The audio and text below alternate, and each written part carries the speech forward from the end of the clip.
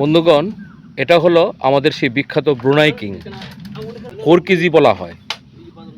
এ হলো 4 কেজি আম Brunei king. দেখুন কি সুন্দর। এখনই এটার ওজন হয়ে যাবে প্রায় কেজি দেড়েকের মতো। এখনই এটার ওজন কেজি দেড়েকের মতো হয়ে যাবে। এটা ম্যাচিউরড হতে আরও অনেক দিন বাকি। খুবই ভালো একটি আম ব্রুনাই কিং বা 4 কেজি। এই দেখুন বন্ধু, এটা হলো আমাদের সেই বিখ্যাত পার্পেল নামডকমাই পার্পেল। দেখুন শ্রীমুয়াং এটাকে বলা হয় এমনিতে। আমার মনে হচ্ছে এটা নামডকমাই পার্পেল। কালারটা দেখুন কি সুন্দর হয়েছে। এটা প্রায় কেজির উপরে হয়ে যাবে এখনই ওয়েট এটার। এখানে দেখুন কতগুলি আম আছে গাছের মধ্যে, ছোট্ট একটা গাছে 7 পিস আছে। দেখুন কি সুন্দর।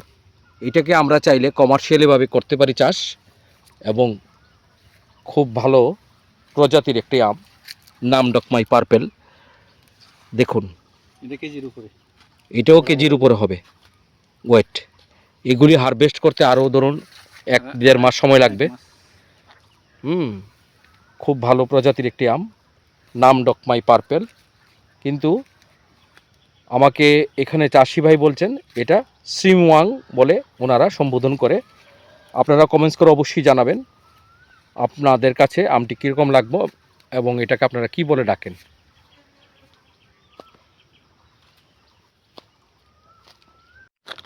আর এই দেখুন, এটা হলো কিং অফ চাকাপাত। দেখুন রঙিন আমের মধ্যে খুব ভালো একটি আম হলো কিং অফ চাকাপাত। দেখুন এটার ওজন এখনই প্রায় 800 গ্রাম হয়ে গেছে।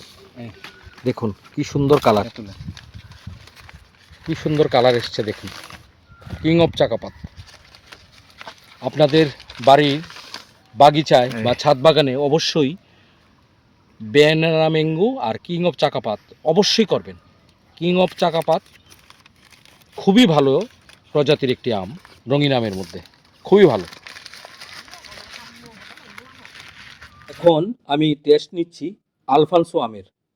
সত্যি অসাধারণ খেতে লাগলো আমার কাছে। বন্ধুগণ, এই ছিল আজকের প্রতিবেদন। যদি আপনাদের কাছে ভালো লাগে অবশ্যই কমেন্টস করবেন, লাইক করবেন, শেয়ার করবেন এবং সাবস্ক্রাইব করে এক নজরের ব্লগের পাশে থাকবেন। সম্পূর্ণ ভিডিওটা দেখার জন্য আপনাদেরকে একবার ধন্যবাদ। এটা আলফানসো।